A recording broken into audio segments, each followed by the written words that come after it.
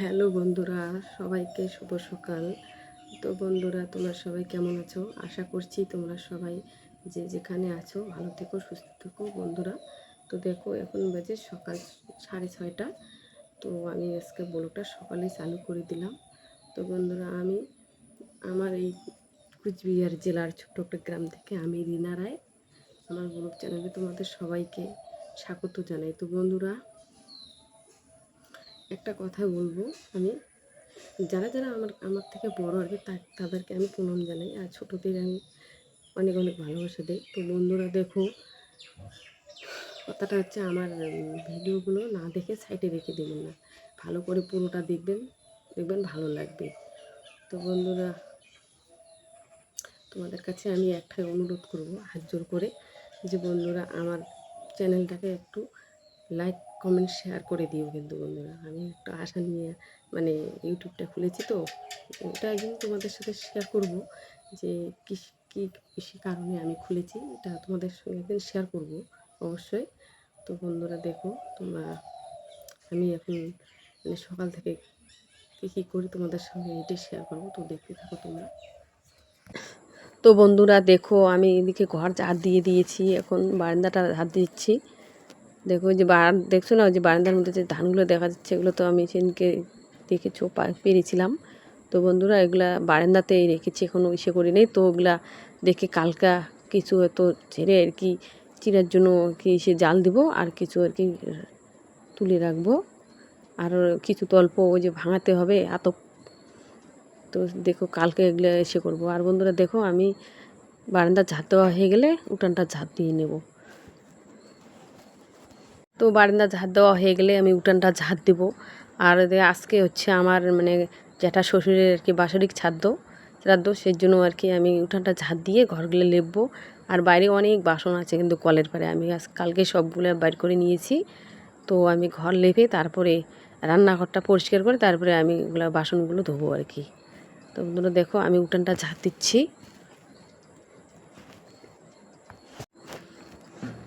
আর বন্ধুরা, আমি ভেবেছি যে আজকে রান্নাঘরের ওই যে বাসন রাখার ঝুড়িটা আছে না, ওইটা আজকে ভালো করে সাপ দিয়ে ধুয়ে নেব। এমনিতে তো পরিষ্কার করিয়ে মানে এসে দিয়ে লেখাটা দিয়ে মুছি, কিন্তু ওটা তো সাপ দিয়ে ধুয়ে নিয়ে কয়দিন পর পর, কিন্তু ওগুলো সাপ দিয়ে না ধুলে না ওই যে কী হয় বলো তো, ওই যে মানে জং কাঠের মতো ধরে। ওটা স্টিলের জিনিস তো, মানে এসে জং কাঠের মতো হয়ে যায় এটা। তো ওই জন্য ছাপ মানে এসে দিয়ে পরিষ্কার করে মাজতে হয় ওগুলো। তো সেজন্য আমি উঠানটা ঝাঁট দিয়ে আবার থাকার ঘর লিপবো, লিপে তারপরে রান্নাঘরটা ধরবো আমি। ঠিক আছে বন্ধুরা? তো দেখো, আমি এদিকে ঘর তো লিপে নিয়ে নিয়েছিলাম, তো বারান্দাটা এখন লিপছি।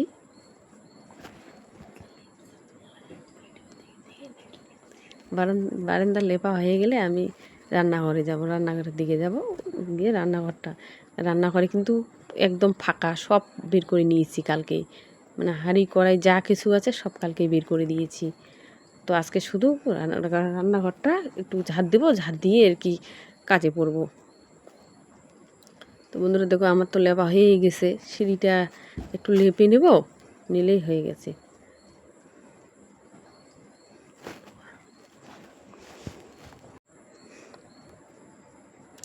তো বন্ধুরা দেখো, আমি যে রান্নাঘরে এসেছি, ঠিক ওই যে একদম ফাঁকা, যে বাসন রাখার ঝুড়িটাও ফাঁকা একদম, ওই যে মানে সেটা পাকা স্ল্যাবটাও মানে একদম ফাঁকা, মানে একদম রান্নাঘর সব ফাঁকা। ওই যে বাইরে সব বের করে রেখেছি, যে গ্যাসের যে বয়ান ঠাম সব আর কি বাইরে রেখেছি। তো আমি রান্নাটা পরিষ্কার করে তারপরে এগুলো মাজবো। তো বন্ধুরা দেখো, আমি এদিকে জল ঠল সব রেডি করে নিয়েছি। তো এখন আমি এটা তো উঁচু হচ্ছে, তো লাগাল পাই না, তো সেই জন্য আমি চেয়ারতে উঠে এগুলো আর কি ইসে করে নিচ্ছি। তো এখন আমি এই যে ছাব আর এই যে এসে নিয়ে এটা ভালো করে ঘষে নেব, আগে ভালো করে মাজে তারপরে জল দিয়ে ধুয়ে নেব কিন্তু। তো দেখো আমি কীভাবে ওটা মাজছি।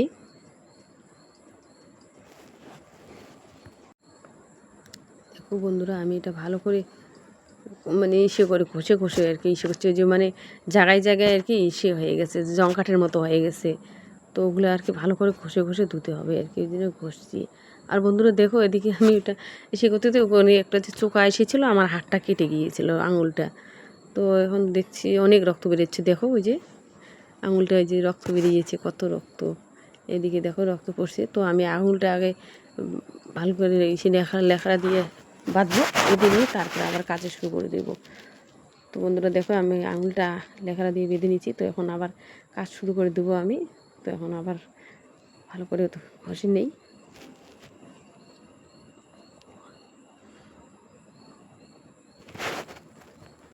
তো আমি এটা মারছি, কিন্তু এমনিতেও তো সামনে পূজা আসছে, পূজা আসলে তো এমনিতেও পরিষ্কার করতেই হয় সব কিছু, মানে যা কিছু আছে ঘর বাড়ি, মানে বাড়ির পিছন টিছন সব পরিষ্কার করতেই হয়। ওটা একটা মানে আনন্দ লাগে, এই পূজা সামনে আসছে, একটু মানে মনটায় আনন্দ আনন্দ ভাব আর কি। তো বন্ধুরা দেখো আমি ওদিকে ওটা করে নিয়েছি, এখন নিচগুলো পরিষ্কার করব। তো বন্ধুরা দেখো এদিকে আমি কতগুলো বাসন কলের পরের মধ্যে রেখেছিলাম, ওই যে দেখো কতগুলো, এগুলো সব এটা করে রান্নাঘরটা করে এগুলো পরিষ্কার করে নেব, মাজবো আর কি। তো দেখো এদিকে আমি বাসন সব মেজে নিয়েছি, যে গ্যাস, ওই যে বয়াম, ওই যে মানে রুটিবেলা টেসে সব এদিকে আমি ওই যে শিলপাটটা টুলটাও ধুয়ে নিয়েছি। তো বন্ধুরা দেখো রান্নাঘরটা একদম পরিষ্কার করে নিয়েছি, দেখো সব বাসন টাসন সব একবারে। তো বন্ধুরা আমি এদিকে ছানও সেরে নিয়েছি। তো এখন গ্যাসটা আমি মানে করেছি বন্ধুরা, তোমাদের সবাইকে তো দেখিয়েছিলাম যে গ্যাসটা আগে আমার নিচে ছিল, নিচেই রান্না করেছিলাম। তো আমার পায়ের ব্যথা ছিল, দাঁড়িয়ে আর কি রান্না করতে পারিনি। তো আজকে আমি সব বের করে পরিষ্কার করে নিয়েছি, সেই জন্য আর কি গ্যাসটা উপরে নিয়েছি। এখন আমি উপরেই সেট করছি আর কি, এখন থেকে উপরেই রান্না করব।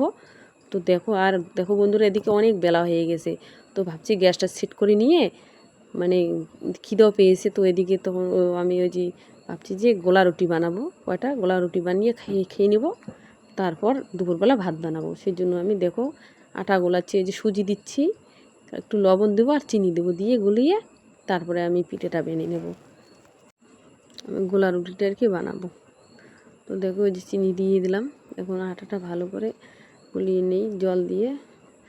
ওদিকে কড়াই কিন্তু বসিয়ে দিয়েছি, গ্যাস দিয়ে দিয়েছি, একটু অল্প গ্যাসটা কমিয়ে দিয়েছি, অল্প অল্প করে করে হচ্ছে, গরম হচ্ছে। তো বন্ধুরা দেখো আমি 2 আঙুল দিয়ে কিন্তু আটাটা গোলাচ্ছি, যে তখন দেখালাম না যে আঙুলটা আমার কেটে গেছে, সেই জন্য 2 আঙুল দিয়ে আর কি কেটে নিয়েছি, মানে গোলাচ্ছি আর কি। একটু অসুবিধা হচ্ছে, তো করব, অসুবিধা হলেও করার নেই, 2 আঙুল দিয়েই করতে হবে। তো বন্ধুরা আজকে কিন্তু আমি ব্লগটা এখান থেকে শেষ করব, ঠিক আছে? আর কালকে আবার দেখি নতুন তোমাদের সাথে কি কি শেয়ার করতে পারি, তো সেটাই আর কি চেষ্টা করব। তো আমি আজকে এখান থেকে শেষ করব। তো বন্ধুরা দেখো এদিকে আমার গোলা রুটি বানা হয়ে গেছে, দেখো রুটিগুলো কত সুন্দর হয়েছে না খাওয়ার।